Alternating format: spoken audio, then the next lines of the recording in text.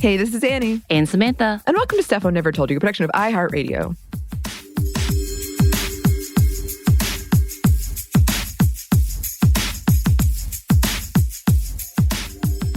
And it is time for another edition of Female First, which means we are once again joined by the wonderful, wondrous Yves. Welcome, Yves. Hi, I'm excited to be here, as I am every time. Yes, and this is kind of a special experimental thing we're doing today, because Sminty may or may not be dipping our toes into TikTok. Maybe. Ooh. I know. The horror. So we are kind of unexpectedly recording this, like video-wise. Yes. I will say when we say tiptoeing into TikTok, we're being told by our Gen Zer researcher that we need to get into the social medias, and so they will be controlling this aspect and probably hopefully making us look better. Yeah, exactly. Yes. Yeah, but I'm also concerned that the youth, as you say, Yves, are like, oh no, please. This is the end of TikTok. I have seen on TikTok, they're like, please, if you're over 30, stop it.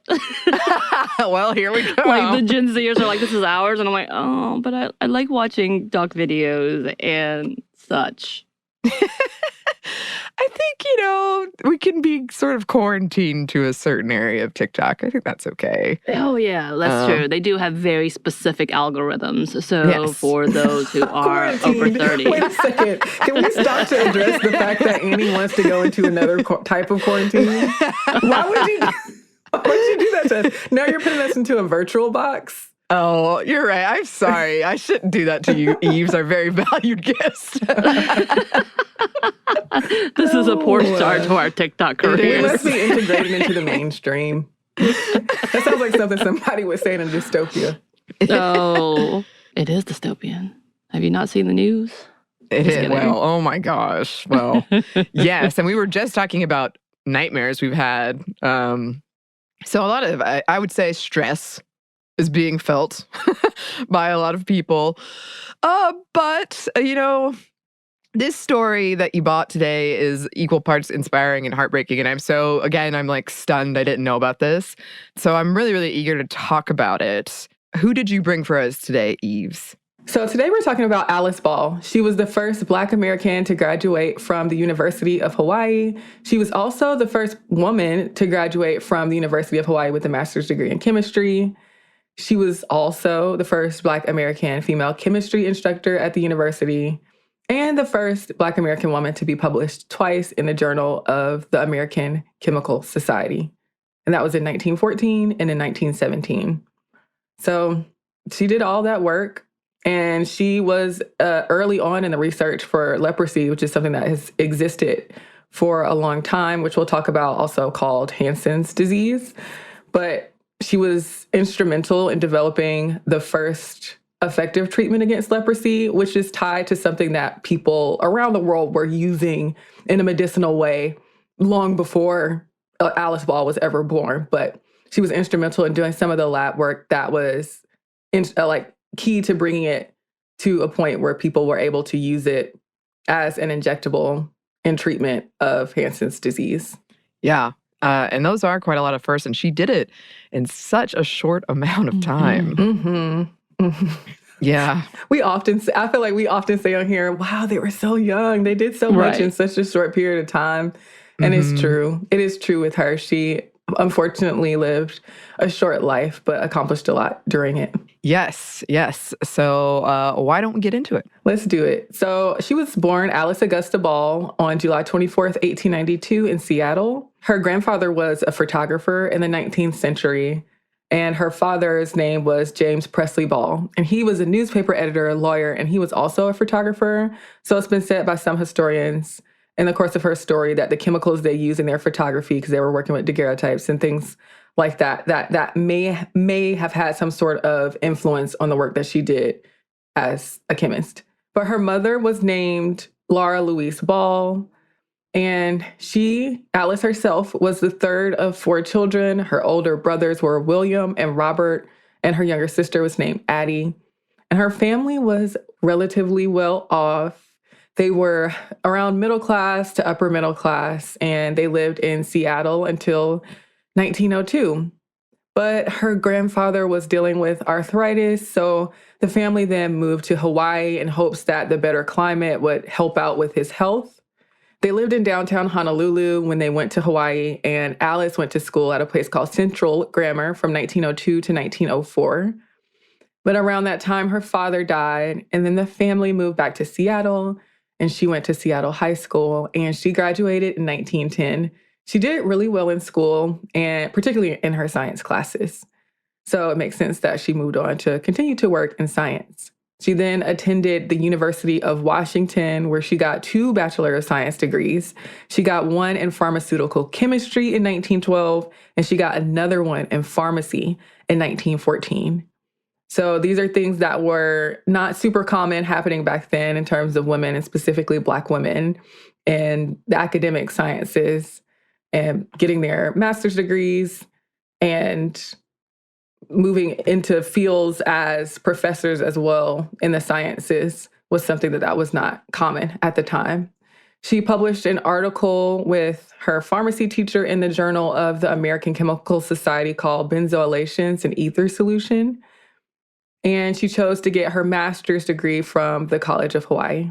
And it was at that point she graduated. That happened in June of 1915. Her thesis at the time was called The Chemical Constituents of Piper methysticum, the chemical constituents of the active principle of ava root, also known as kava root. She studied that plant to see how it could be injected as a treatment for medical condition, which ties into her later work. Upon graduating from the College of Hawaii, she became the first woman and the first Black person to graduate from the school with a master's degree.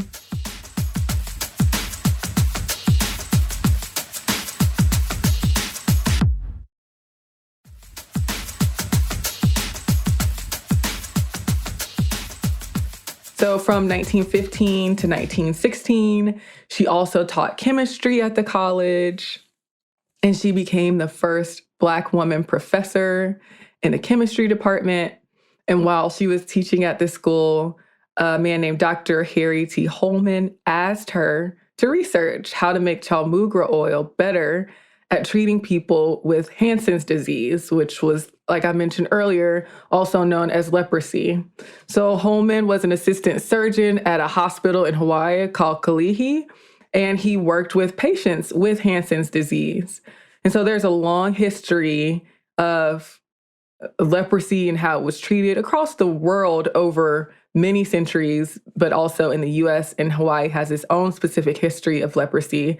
I'm sure a lot of people have heard the terminology leper colonies, a place that people who had leprosy were directed to. And of course, there's also a lot of stigma around the actual condition of leprosy. And because of that, there's also stigma around the word of leprosy, that when people hear leprosy, they may associate it with certain things if they don't have a deep or even a surface understanding of how leprosy actually affects people. It causes discoloration of the skin.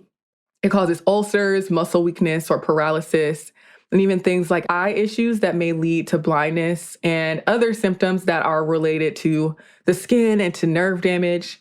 And the bacteria that caused the disease were identified in 1873 by a Norwegian physician. But like I said, by that point, the condition had been around for a really long time. There's evidence that it's existed for thousands of years. And in the United States in the 20th century, one way that doctors commonly tried to handle leprosy patients was by isolating them. It's just like, well, we think they're really contagious and we don't really know what to do with them. But if they're really contagious and it spreads easily, we don't want everybody else to have it. So we're going to just contain them to a specific area based on the limited knowledge and also all of the stereotypes that were happening around people who had Hansen's disease at the time. So they were sent to leprosy hospitals and to so-called leper colonies. And as what often happens too, of course, there are many other demographic and sociological issues tied up into the way that people were treated and isolated. So a lot of people who were in Hawaii, of course, most of those people who were sent to these communities of people who had leprosy were Native Hawaiians. But there were other ethnicities who were there as well. And of course, Hawaii is very isolated. And that made it the quote unquote perfect place to isolate people who had leprosy. But anyway, one of these kinds of communities existed in Hawaii called Kalaupapa. And people with advanced cases of the disease were often forcibly transferred there, and they lived in exile, basically, and often for their entire lives. The stigma existed around leprosy because of all the biases that people had, the ignorance about how the disease worked, how the condition affected people physically, because it did have physical effects, these things that people saw and viewed people in a different way morally because of it. They didn't understand how it spread. They thought it was really contagious, which is not that contagious, definitely not as contagious as people thought it was back then. They considered them unclean, morally inferior, or lesser than from a social status standpoint. So all of these things were wrapped up into why people were isolated who had Hansen's disease, which at the time, people had this all over the world. So it wasn't just happening in Hawaii, and that wasn't the case over all the time, even though it did migrate from Europe and Asia over to the Americas. It didn't always exist in the Americas.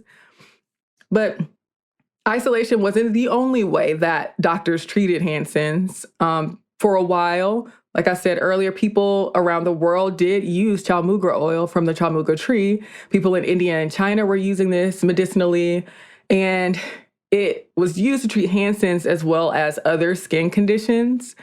And so some of these trees at a point were planted in Hawaii, but doctors in the US were having trouble treating it effectively with that oil. The oral doses were nauseating, and injecting it could be painful, and it could cause skin abscesses. So there's a problem that needs a solution, that people realize, hey, this chalmugra oil has been used for many, many years in other societies. So they already clearly have medicinal knowledge of how it's used for this condition, but it could be improved upon. And so that's where Holman comes in. And then that's where Alice Ball comes in as well. So basically at that point, Ball was doing double duty. She was doing all of her teaching work during the day, and on the side, she was working on making this chalmugra water soluble and able to be injected into patients who had leprosy. And Arthur L. Dean, who was then a chemistry professor, helped her with this work. And she ended up being successful at creating that injectable that was made with the active components of the oil. She used freezing the oil to help her make that injectable. And then after that, many people were released from isolation in the wake of that discovery.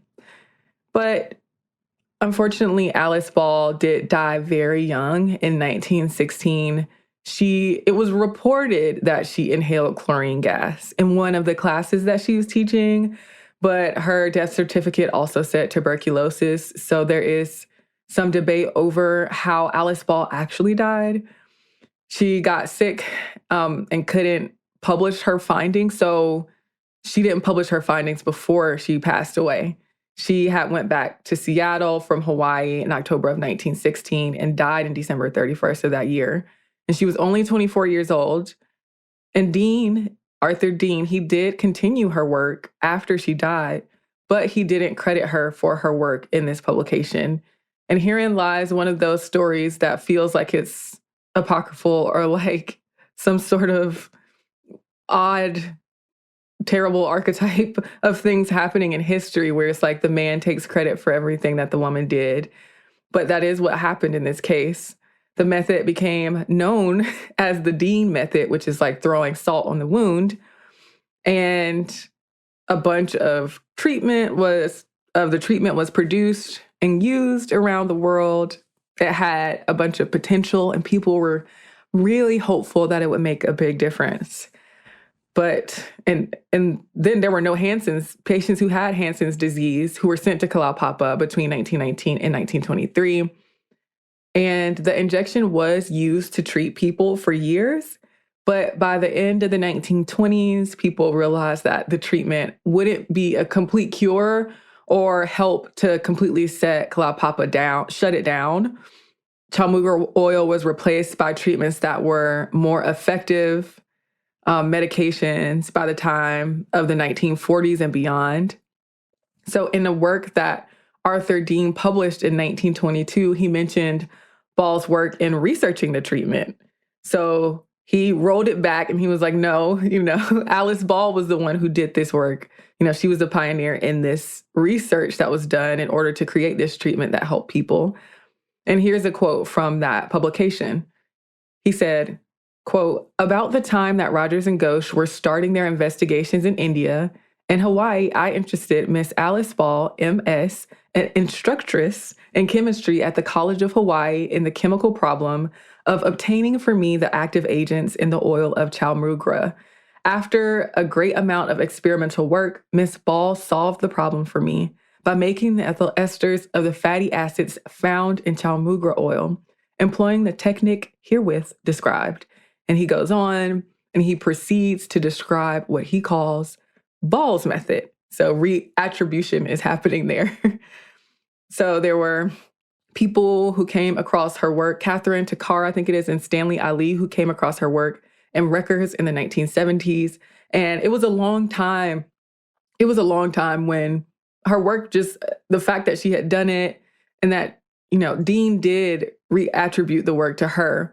But that didn't really, people still didn't really know about it. It was still Dean's method. He was the one who had helped get this treatment out to everybody. And Ball's contributions weren't specifically and deeply known. So they brought that back to light. And over time, over the past few decades, her work has been more recognized.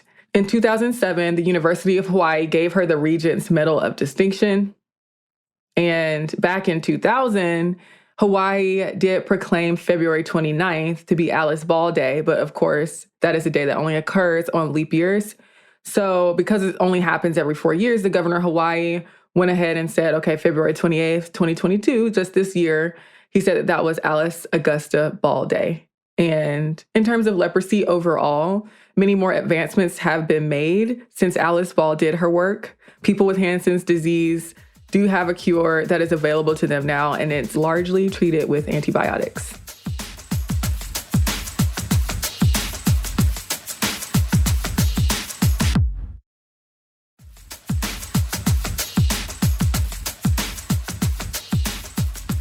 So that's the story of Alice Ball. She did a lot in her 24 years, and she accrued a lot of firsts as well. And I'm really happy that her work is being recognized now, because it is one of those cases of somebody else not only taking credit for her work, but doing it in a very deep way where it's like, no, this is in my name. The actual method is in my name, and that it was able to be reattributed to her is a good thing. Yeah. Yeah, I'm glad about that too, but it is kind of like he did it when it was too late. Like everybody knows it as this now, and it was sort of when all these other developments were happening. So I am very glad it happened. Also, I've never heard the word instructress before. Yeah. That was a new one for me. But yeah, I wish. It's so tragic that she died so young, and she'd already done so much. So who knows how much more she could have accomplished. And she had such an impact. And it was a story I had never heard of. I really didn't know much about leprosy, to be honest. So I'm so happy that you brought this to our attention. I'm happy she's getting the recognition she deserves. I'm very sad she didn't get it in her life earlier. Right. There's a lot. Like when you look at the context of when this occurred, there's so many things to unpack. Because even today, we know that when it comes to women, and especially marginalized women, especially Black women in STEM or STEAM, is rare still. Like to the fact that people are still questioning, women being doctors, a Black woman being a doctor, or anything in the science field, engineering field. So it's lovely to see that she broke down these walls so early on. It's awful to think that she didn't get that credit until late 90s / early 2000s, and looking at finally Hawaii, she definitely did these things. But also, like, we understand it was in the late 1800s, early 1900s. It had been in the process of being colonized the entire time, and there was battles happening for that land and that resources, even to the point that today people don't recognize or don't even know the history of Hawaii. Like, it took me to the last 5 years to understand, oh yeah, they really were like colonized and taken advantage of, and still are to this day. Kind of same with Puerto Rico, whole different episode. But these conversations of like how this laid out, and then having this deep history, trying to unearth and remember some of the amazing things that did occur at the same time, as well as the fact, again, yes, that she was a young Black woman coming into a field, being an instructor, which again amazes me. And it's like, wow, I wonder, again, like the battles that she had to go through. Again, you had said that she came from a pretty well-to-do, is that the word I want to say? Relatively well-to-do, yeah. Family. I'm like, how do I say this? But still, you know there were challenges. You know there were so many uphill battles for her and her family. And the fact that she was an instructor and was able to instruct other people in this field is phenomenal. And maybe I'm blowing it out of proportion in that I really wish it didn't have to be a big deal. But of course, like I said, even today, it's still kind of a big deal. Like seeking people who are able to continue in this field and to thrive in this field is difficult because of all the obstacles that are placed in front of marginalized people in general. So her story is beyond amazing. And even if she hadn't done this method, which she did, which is an amazing feat, and she should be credited for that work, the things that she had already done is an accomplishment in itself. Again, and for me as a person who has no understanding of science hardly at all, and then like the things I know of leprosy comes from like biblical teachings, which pretty much cement unclean. That's what we know that is. That's a lot of people's experience, I'm sure, Samantha. I'm smart, it's fine. But like all of these things come into play that you're like, wow, this information, this story, there's so many folds to this that in her young life, there, again, as you said, there's so many firsts that she should have been accredited with, that we should be talking about, and how amazing this individual, and I hope her support system, so it seems, were able to get her to this place for her to work and fight for this place. Again, kind of diminished by the fact that people try to take credit for her work, of course. But at least we are finally hearing about it. Like, there's so many things to this that I'm like fascinated and really want to dig deep into, like, who was this woman and how did she get there? So I'm done now. Microphone down. There's just, it's just my scattered mind thinking about all these processes of like where did she come from? How did this go? Why haven't we talked about this more? Why aren't we talking about this more? Again, I would have had no idea had you not brought this to us, Yves. Like, this woman would not have been familiar to me at all. Yeah.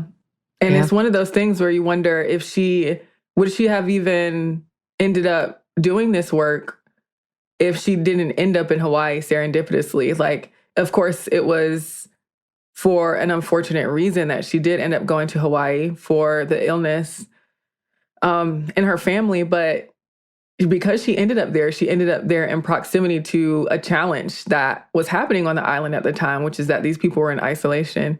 And she was there to help come up with treatment for them. So it's one of those things where it's like, clearly, she ended up there for a reason. She was able to help in the work that she was doing there in the short amount of time that she did have on this earth.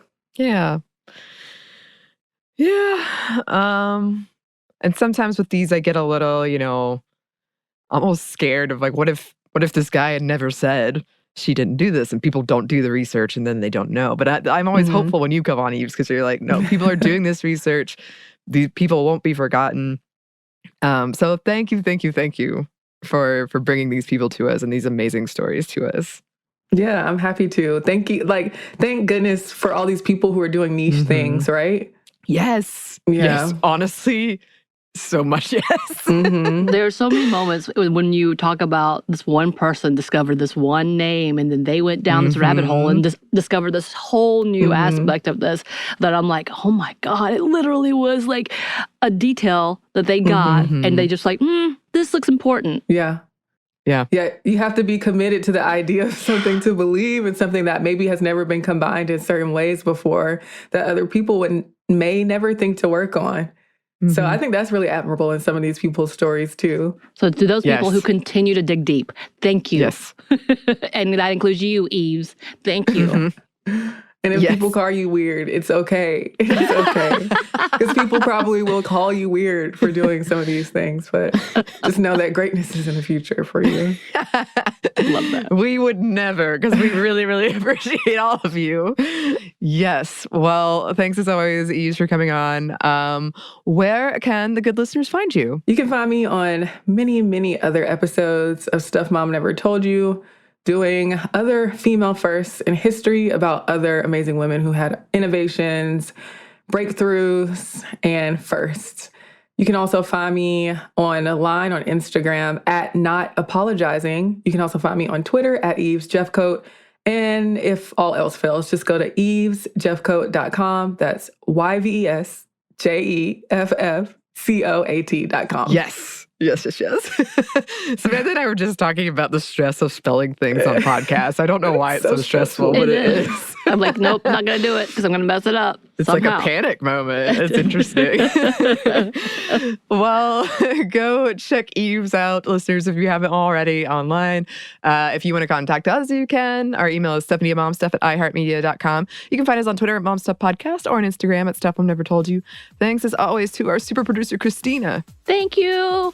Thanks to you for listening. And also, Yves, thanks for being part of this TikTok experiment. You may or may not see it, listeners. I don't know. And thanks to Joey, who is ahead of this. Joey. So whenever they start this, thank you. Yes, thank you, and we're sorry.